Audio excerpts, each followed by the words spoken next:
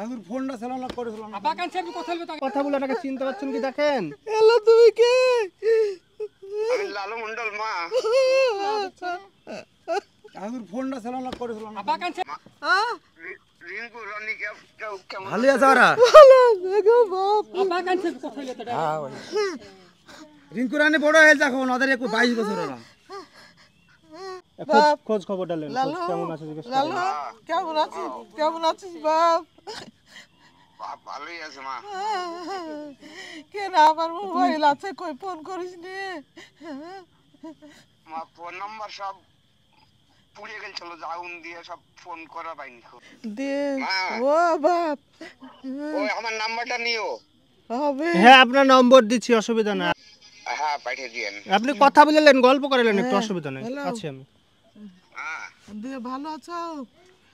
ভালো আছে মা, তুমি কেমন আছো মা? আমিও ভালো আছি। মা গো কাঁদো না মা, কাঁদো না।